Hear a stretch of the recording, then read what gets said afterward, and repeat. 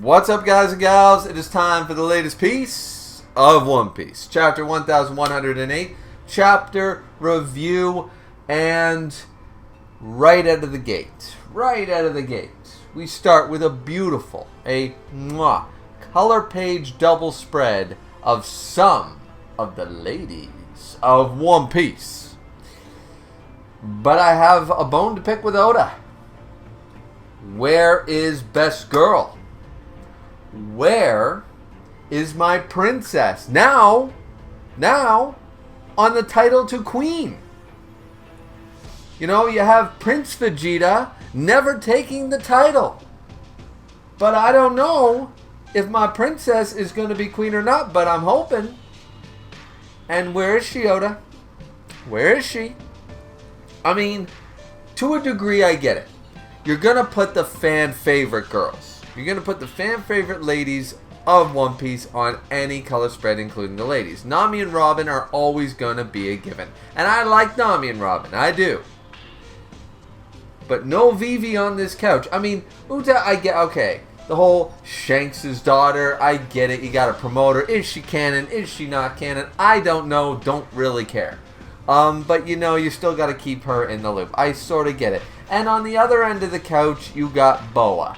Now, if you aren't best girl Nami, if you aren't best girl Robin, you're clearly in the camp, as the majority of the One Piece community, you're in best girl Boa Hancock, the pirate empress herself. And I get it. I get it in the same way that there are certain tabs on the internet about guys who want their balls stepped on with a sharp high heel. Sort of way that I get it. I'm not into it, but I get it. And I know for a fact that real life guys find their Boa Hancocks. It's the men who make millions of dollars and don't get a prenup. I get it. I 100% understand the one, because it happens every day in Hollywood. I get the Boa fascination. So we can move on from that. But even if you like, and by the way, Sanji's sister is probably my favorite of the siblings. Just at a pocket there, right? But I like Reiju.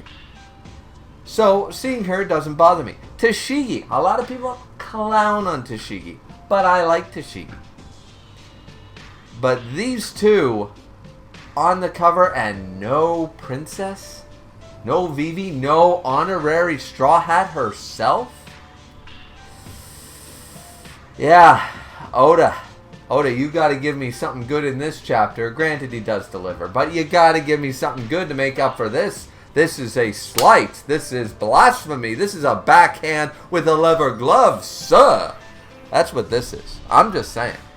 Anyways, moving on. Actually, in all honesty, the chapter is very super short, in my opinion. I didn't count the pages, but it feels super short because all my theories are pretty much out the door. It just must have been translation and blah, blah, blah. This seems to be Caribou. This is Caribou, but we don't really get any more information. It's basically an extension of the same scene. We know Caribou has information that we don't want Teach to have. And we know that a lot of that stuff was done through pain and hard work and secrets that had Caribou not been there, Teach would probably likely never get and would not have the information. Shanks maybe, but Kaido, Big Mom, Buggy, everyone else would have been, maybe Buggy, but everyone else would have been left in the dark with a lot of the information about the ancient weapons and stuff like that, right? So that is huge information, but at the end of the last chapter, we already knew that that is exactly what Caribou is going to give, assuming this is the real Caribou. Clearly it is. I was just going theorized because I was so sick of the power scaling community overtaking actual theories about the chapter last week, right?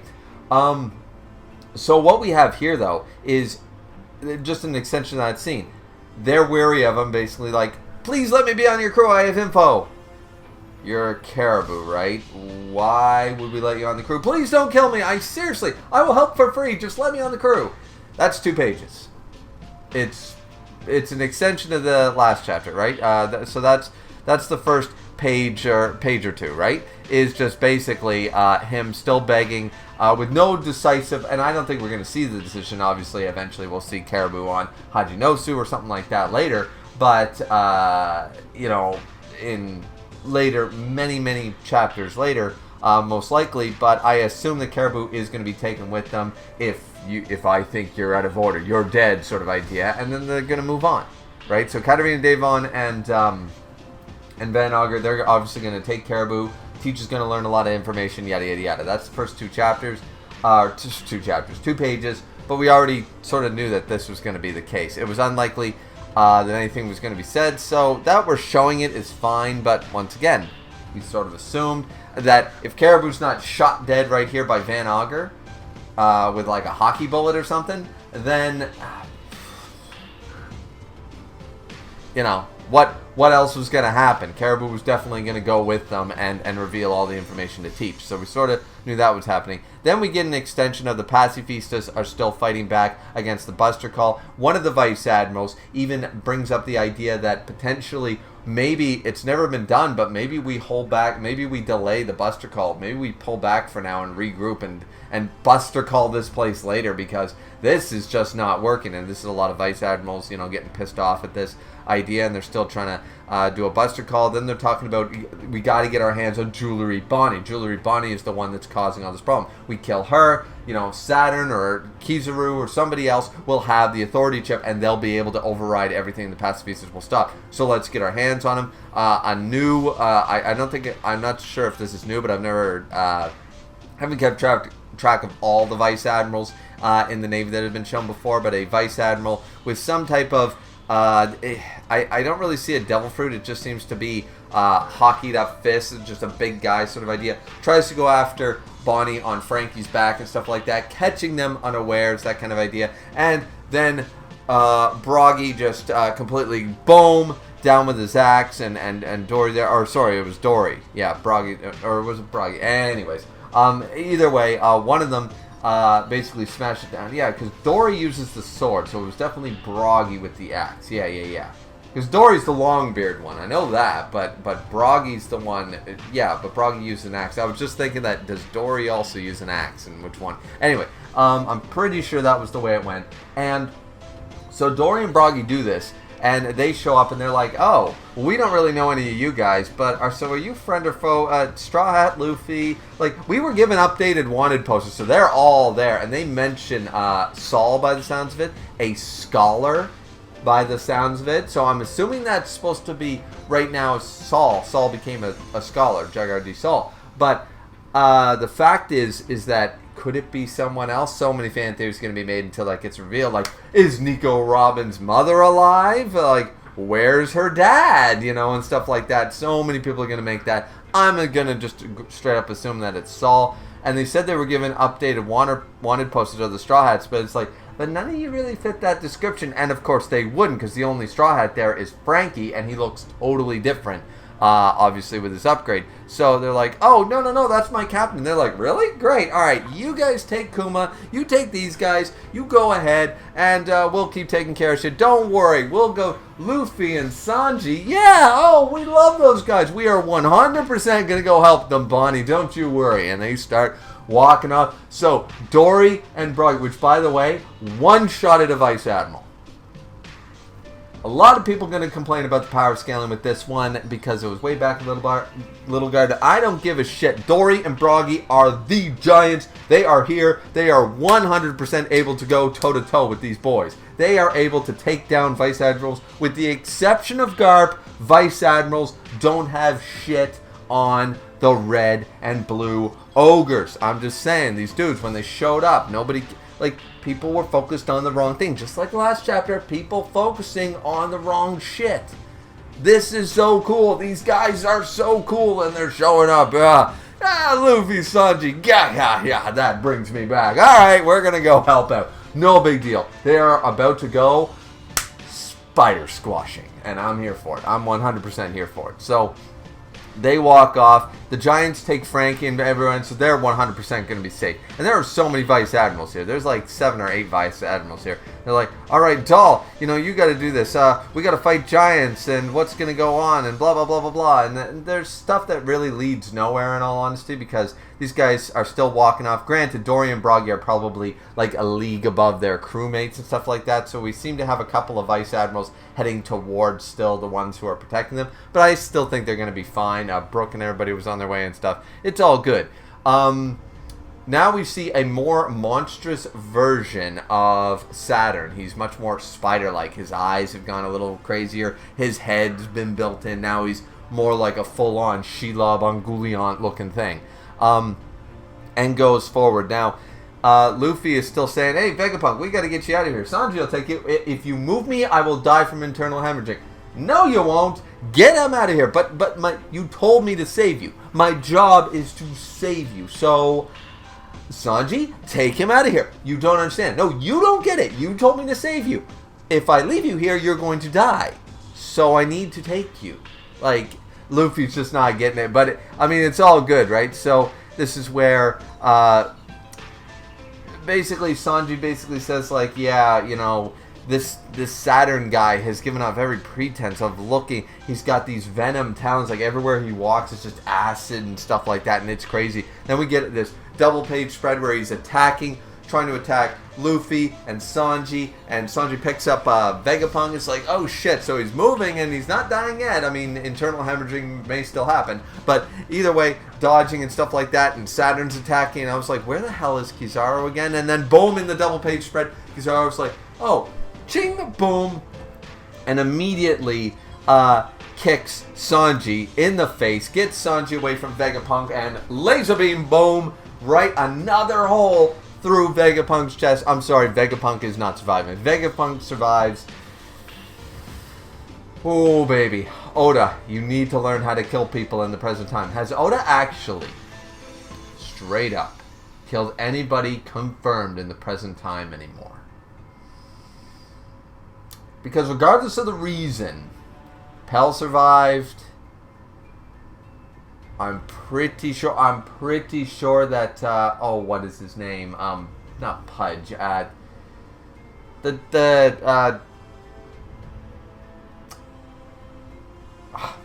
Not Pudding's dad. The other Lola's dad and stuff. God damn it, I forget. But did Oven actually kill him or whatever and stuff like that? Like. And then Saul's now back alive and stuff. Does anybody... Well, actually, apparently a couple people in Wano died, so never mind. Actually, Izo actually did die. And, of course, the big deaths, Whitebeard and Ace. But it feels like nobody big dies without it being a major arc, like a major thing that they died, and that is a catalyst for the next arc feeling. Like, nobody seems to ever die in One Piece, that is, other than backstories. But now with the retroactive... Saul being alive thing, it's like, okay.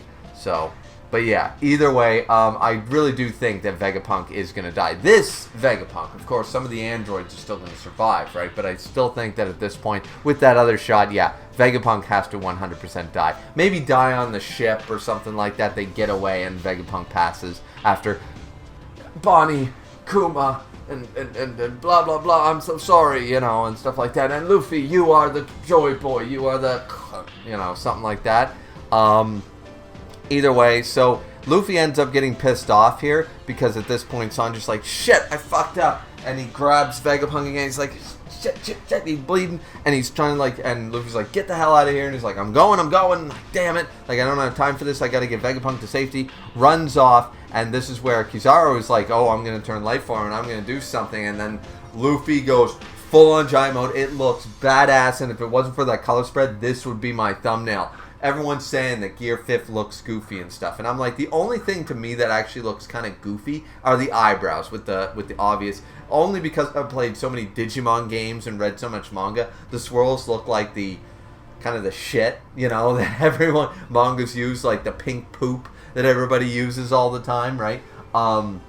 It's always reminded me of that, so it looks really stupid to me. But this, Gear 5th does not look that bad. Like, everyone was expecting such a, like, They wanted Bleach. They wanted Kubo to draw Gear 5. It's what they wanted. And it wasn't going to happen, right? So, but Gear 5 does look really cool and to me. And boom, he grabs both, turns giant form. Saturn, Kizaru.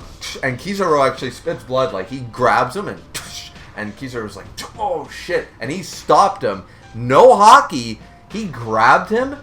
Light, while turning into Light, grabbed Kizaru. And Kizaru's now solid. I don't know what we're supposed to take away from that. Maybe Oda forgot the hockey or something, but I'm just saying.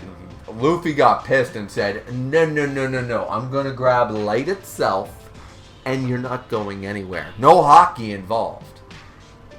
That's kind of crazy.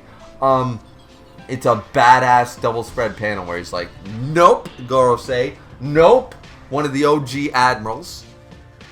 You're both going, no, you're dealing with me right now. It was like, oh yes. It's like, there's no way you guys are going anywhere. And it's like, holy shit.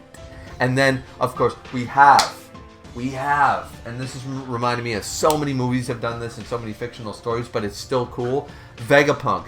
This might be his second smart move, guys. That's right. I'm actually going to praise Vegapunk. The worst smart character in any manga I've ever read. The supposed genius character who is the biggest naive dumbass in all manga that I've ever read. Didn't just make one smart move. Made two. And it's sad that I have to praise the supposed genius for making one or two smart moves. But let's go. Upon his death, or maybe he programmed this, or I'm going to assume, it doesn't say in the dialogue part that upon his death, but I'm going to assume that Vegapunk, like, when one of the androids put like a pacemaker in his heart, is like, all right, when I die, when my blood pressure reaches an all-time low and I go flatline or close to it, this message plays and is broadcast to the world. I hope that that's the case. It's like, upon my death, no matter what happens or where I am, if I'm assassinated, it doesn't matter. This message is going to get out to the world, because the end part is, my message will come to a shock, but I am about to tell you the truth about our world. And I can't wait for this to be some Escaflowne level shit, guys. We're going to find out there's 2 moons in the sky. What do you mean there's 2 moons? No. That's Earth and Earth's moon. Well, what fucking planet are we on? Gaia, motherfucker. We're on Gaia. I can't wait for some of that shit. Like the big reveal that this isn't Earth. This is like a hidden planet, a secret planet in our solar system. The 10th planet. Well, now Pluto. Pluto's a planet. Go fuck yourselves. So the 10th planet. You know what I mean? Like some big thing. That's what I'm hoping for. You know? Oh, wait. With Pluto, there's still... Man, did I just screw that up? That would suck. Mercury, Venus, Earth, Mars, Jupiter, Saturn, Neptune, Uranus, Pluto. Yeah, 999. Yeah, I'm so screwed up because ever since, after high school and stuff, they started saying Pluto wasn't a planet. I was like, there's 8 planets. No, there's 9 planets. There's 8, 9, 8, 9. Okay, so this is the mysterious 10th planet. The original planet. The Gaia of our solar system, Or maybe I'm just going way too crazy with it. But either way, I can't wait for the big reveal. I assume it's going to be about the Void Center. Are we finally going to get some real lore? We've been, the whole purpose of Egghead, the whole purpose of meeting Vegapunk, ladies and gentlemen, was, and my biggest disappointment, was we basically learned nothing. We learned a little tidbit that devil fruits are the manifestation of people's wills, but we have no other information regarding that. Whose wills? How is it activated? Why? And has it stopped or does it continue? Has someone in this generation willed a fruit into existence? Great. We got a tidbit to a much larger question. Instead of getting any answers, our one piece of information that we got that was new in this whole arc, meaning the genius, where we were going to have the answers to the Void Center, we were going to have the answers to the Revolutionaries, the Celestial Dragons, the Devil Fruits, where they come from, the Mistress of the Sea, the Goddess of the Sea, all this stuff. And we got nothing except more questions. So we got one tidbit that added to 1,000 more questions. But is this where it all turns around? Was Oda just playing with us? And now, with this, next chapter, no break, we're going to actually get the information that I've so desperately wanted since Luffy met Vegapunk? I'm here for it. I'm excited. So I think this chapter is great. I think the color spread is missing our princess, best lady. But the rest of it was pretty good. It was pretty cool. I really liked it. What do you guys think? And I'm really excited. This chapter was basically, it was pretty basic in its delivery. It was like, okay, Dory and Bragi are here and they're heading towards the fight. Caribou may or may not go with Blackbeard, which we already knew. We knew the Straw Hats were going to get away. And Sanji and, Sanji's getting away with Vegapunk, but Luffy was going to fight Saturn and Kizaru again in Gear 5th. So, everything that happened, we sort of knew was going to happen. But the big thing is the takeaway here at the end of the chapter. You know what I mean? So, either way, I really like the chapter. What do you guys think? Let me know down in the comment section down below. As always, don't forget to like, comment, and subscribe as always. And we'll see all you wonderful people back here next time for the next piece of One Piece. Looking forward to it. Hope you guys are too. Sayonara, everybody.